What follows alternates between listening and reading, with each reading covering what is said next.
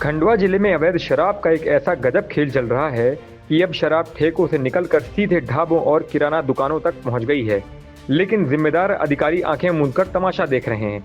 हालात से परेशान होकर दीवाल गांव और आसपास के इलाकों से लाडली बहनें सड़क पर उतर आई हैं। नारे लगाते हुए महिलाएं जिला कलेक्टर कार्यालय पहुंची, जहां उन्होंने आरोप लगाया कि शाम होते ही किराना दुकानों पर शराब लेने वालों की लाइन लग जाती है।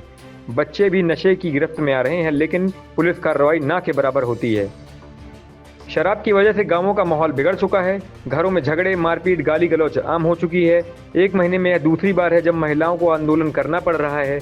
लाडली बहनों की सीधी गुहार देश के प्रधानमंत्री नरेंद्र मोदी से है कि जो 1500 रुपए की सहायता मिलती है वो शराब में उड़ाई जा रही है और परिवार बर्बादी की कगार पर हैं। दारू के लिए आए साहब, हम तो हमारे गांव की दारू बंद करवाओ। बहुत साल से बिक रहे, छोटे छोटे बच्चे भी पी रहे हैं और आदमी पी पी के आते हैं, औरतों को मारते हैं और बाहर निकालते हैं, बच्चों को, लेडीजों को, सबको मारते हैं। दादा उनके माँ बाप को भी मारते हैं शराब पी के और बाहर भगाते हैं और बोलते हैं कि तुम मर जाओ तो मर जाओ, मैं शराब नहीं छोड़ूंगा। शराब तो बहुत साल से उतर रहे, हमारा गांव इतना गंदी पे उतर गया है। नाले खाले पर किधर भी आदमी पड़े रहते हैं। भैया काम पे जाती है, शाम को 6 बजे आती है तो उनकी नौकरी रटती है। बोले कहाँ से हम पैसे लाएंगे? वो मोदी मामा पैसे डालता, वो भी चोरी से निकाल लेते और शराब वाले को घर दे के आ जाते और शाम को मारते हैं। बोले तू कहाँ से कमा के ला रहा, मैं तेरे को पाल रहा हूँ। शराब हमारी कमाई की पी रहा और सारा इतना घर चला रहा है कि सब रात दिन उसके घर रहते हैं। शराब वालों के घर ने रोड पे शराब रखी है, उनने टपरी बना बना के।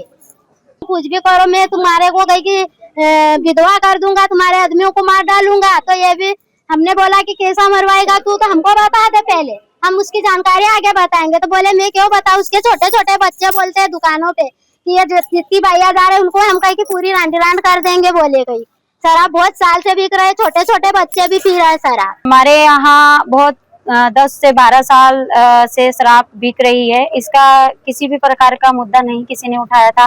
जब कहते हैं ना, जब अपने पे बीतती है उस चीज का फिर हमको एहसास हुआ। जब मेरे यहाँ इस चीज का सेवन हुआ और मेरे यहाँ मैं प्रताड़ित होने लगी, तब मैंने कहा जब मेरे ऊपर ये सब हो रहा है तो फिर आम जनता कैसे सहन कर पाएगी। तो इसीलिए फिर हमने ग्राम पंचायत दीवाल में संयुक्त समिति का गठन किया। फिर हम पंधाना आए, हमने ज्ञापन दिया दिलीप देवड़ा जी को, जो टीआई साहब है।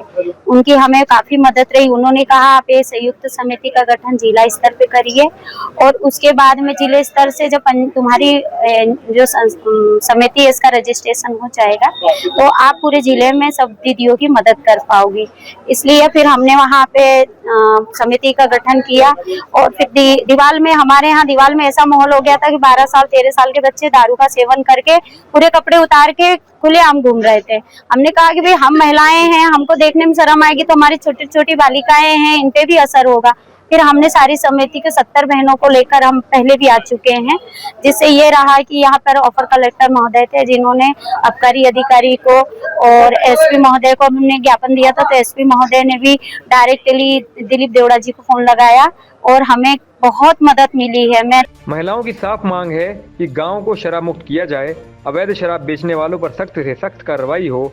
वहीं अब इस मामले में सवाल यह है कि क्या प्रशासन जागेगा या फिर अवैध शराब का यह खेल ऐसे ही गांवों को बर्बाद करता रहेगा।